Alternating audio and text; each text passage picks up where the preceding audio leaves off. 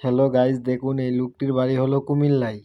সে গাজীপুর জেলায় শালনায় একটি গার্মেন্টসে চাকরি করত। আর বিগত কয়েক মাস পর পর শ্রমিকদের অ্যাকাউন্ট থেকে টাকা হারিয়ে যায়। আর যার অ্যাকাউন্ট থেকে টাকা হারিয়ে যায় সেও বলতে পারে না যে টাকা কে তুলে নিল।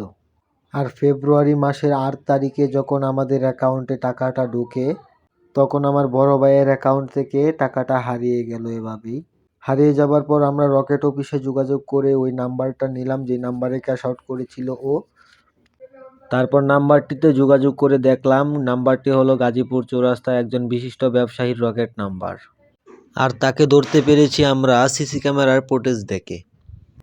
আর তার সব তথ্য আমরা 9 তারিখেই বের করে ফেলেছি। আর 10, 11, 12, 13 সরকারি বন্ধ ছিল নির্বাচনের। তো সে যেদিন 14 তারিখে অফিসে আসে সেদিন তাকে ধরা হলো।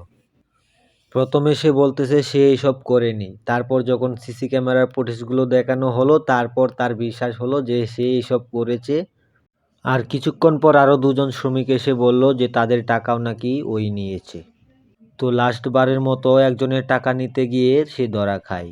আর একজনের টাকা আদায় করতে গিয়ে 3 জনেরই টাকা আদায় করা হলো। যখন সব টাকা আদায় করা হলো না তখন তাকে আটকায় রাখা হয় এক রুমে। যখনই তার সব টাকা দেওয়া হবে তখনই তাকে ছাড় দেওয়া হবে। এর আগে সে বেরোতে পারবে না এই গাজীপুর জেলা থেকে।